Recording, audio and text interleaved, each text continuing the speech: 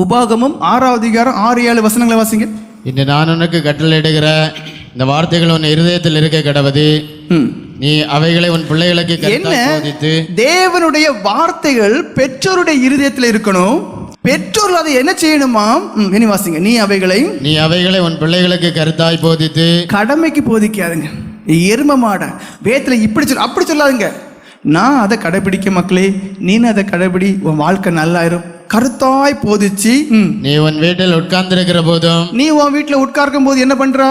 நீனே செல் நோண்டிட்டு இருக்கா, நீனே போன்ல போய் சொல்லிட்டு இருக்கா. எப்படி எங்க இருக்கேன்னு கேட்டா நான் இப்ப வந்துட்டே இருக்கேன்னு சொல்லுவாங்க. இருக்குது வீட்டுல எல்லா அட்டுலையும் வீட்லயும் நடக்கு. உட்காரும் போது இருக்குது தப்பு எல்லாம் பண்ணிட்டு இருக்கு.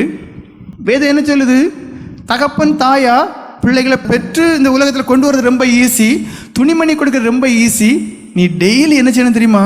நீ வீட்டில் இருந்தா கொஞ்ச நேரமாவது பைபிளை பற்றி சொல்லிக் கொடு, ஆண்டவரை பற்றி சொல்லிக் கொடு. மக்களே, இந்த உலகத்தில் தேவன் வந்தாரே சாதாரண காரியம் கிடையாது. ஒரு நாளில் அடுத்த நாளில் உன்னை பிச்சை எடுக்க சொன்னா நீ பிச்சை எடுப்பியா? பிச்சை எடுக்க மாட்டான். ஆனால் இயேசு கிறிஸ்துவ பாரு, தேவனா இருந்து மனுஷனாக வந்து உலகத்தில் எல்லா மனுஷனை காட்டிலும் கீழ்த்தரமா அரை நிர்வாணம் இல்லை நிர்வாணத்தோட சிலுவையில் தொங்கினாரு. இதெல்லாம் சாதாரண காரியம் கிடையாது. நம்ம பாவம் இல்லாமல் இருக்காண்டி இந்த மாதிரி எல்லாம் என்னைக்கா சொல்லி கொடுத்துருக்கீங்களா? எங்க நீ உட்காரும் போது போதி. நீ உன் வீட்டில் உட்கார்ந்திருக்கிற போதும், வழியில் நடக்கிற போதும், படுத்துக் கொள்கிற போதும், எழுந்திருக்கிற போதும் அவைகளை குறித்து பேசி. எங்க நீங்க முழிக்கிறது 8 மணிக்கு, ஜெபமும் கிடையாது, தவமும் கிடையாது.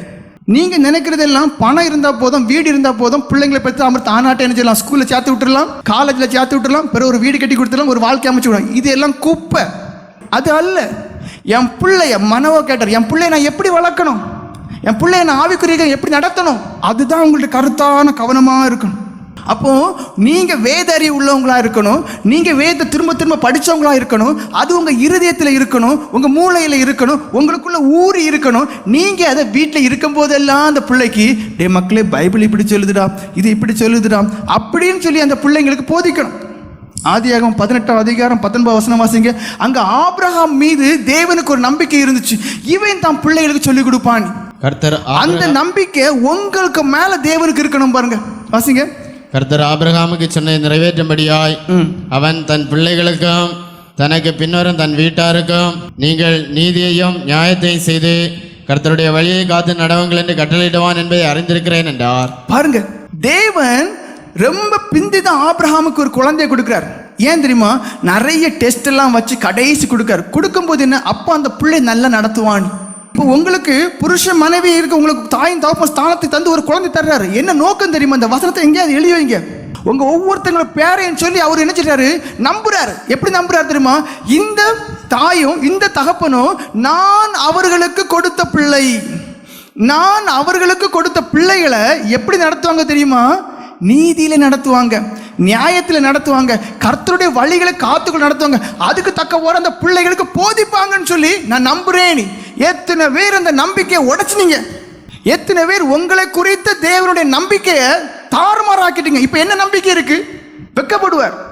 எங்கேயே இருந்த உங்களுக்கு அழகான ஒரு மனைவி, எங்கேயே இருக்க உங்களுக்கு அறிவுபூர்வமான ஒரு புருஷன் தந்து ஒரு குழந்தைகளை தந்த பிறகு அந்த குழந்தைங்க தருதலையா இருக்கு, கையில் எடுக்க பேலியாளின் பிள்ளைகளா இருக்கு, துஷ்ட ஜனங்களா இருக்கு.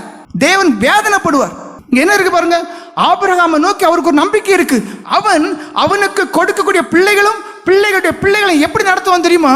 கட்டளை கொடுத்து நடத்துவான், போதிச்சு நடத்துவான், இப்படிதான் இருக்கணும்னு சொல்லி வழி நடத்துவான்னு சொல்லி அவர் நம்பி இருந்தார் இருக்கு. எப்படி நீங்க பிள்ளைங்களை வளர்க்குறீங்க? போதிச்சு கொடுக்குறீங்களா?